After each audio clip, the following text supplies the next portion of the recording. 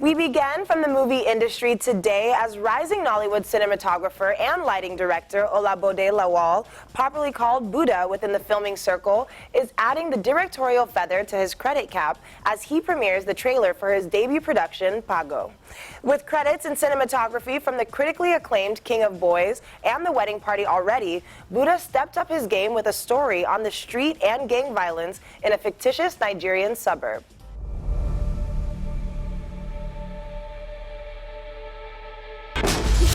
You supposed to give me something where I go take cool my body.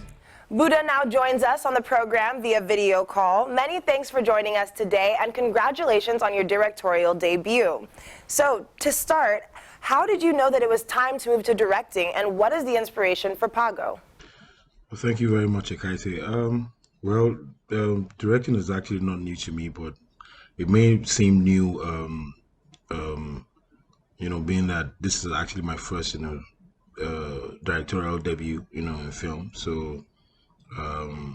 But I mean, I've been directing all, types of genres in production. So, music videos, commercials, and everything. But this is actually my first time directing, a film, and I would say the inspiration has been like,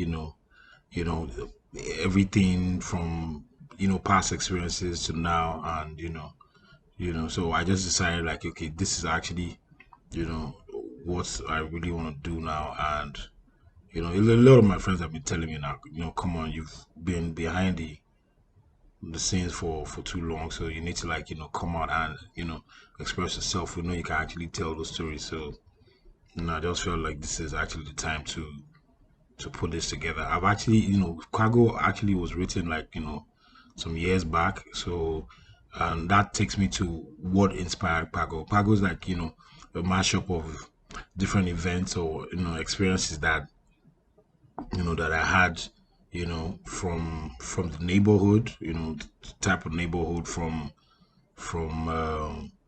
the events that happened in Pago or before Pago that inspired the film at the end of the day. So I remember I was in a neighborhood, the funny thing was I was actually shooting I think it was a music video then, can't remember, can't remember the neighborhood. I think it was somewhere around or Joe or something, and there's this particular guy that was really feeling like he was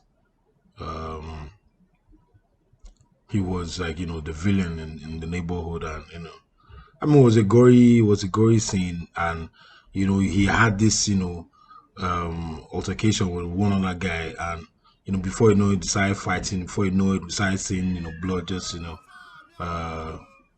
gushing out from the guy's eye, and before behold, we saw the guy. All the while, the guy actually had a very small jackknife, just hidden in his back. We didn't even know. So all the while, it was actually stabbing the guy in the eye. So, so I mean, events like that, I'm this kind of person that I'm just like, in between, I could do your rocket type, ghetto style person, and I could do your, you know what I'm talking about. So I've seen a lot. So Pago is actually, a mashup of all these things, all the things that I've seen or that I've witnessed, physically or things that I've heard. And I would say a very great,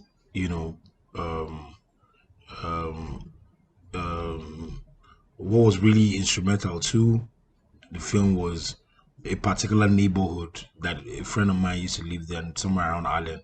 I mean, the neighborhood, the whole setting, people around there, and you'd be shocked at the type of people that actually live there. Like you see very decent looking people living in slums. So that was my experience basically. So your movie centers around gang violence. How much trouble is gang violence posing for our society at this time? And the ones already identified, how do you advise that society deals with them? Most communities that have this surge in gang violence, mostly at the end of the day, if you go down to it, most of them are like from poor neighborhoods. But most are poor neighborhoods. So I mean, the government just needs to make them make them feel like, make them feel the life of, the LA too. So just the basic amenities, housing, social infrastructure, and all these things. I'm sure, a lot of them will have like a rethink and just probably just stop it. But the gang violence is everywhere in the world, everywhere is gang violence. Well, how do you suppose that this pandemic may affect the cinema industry in Nigeria going forward? What would be your recommendation?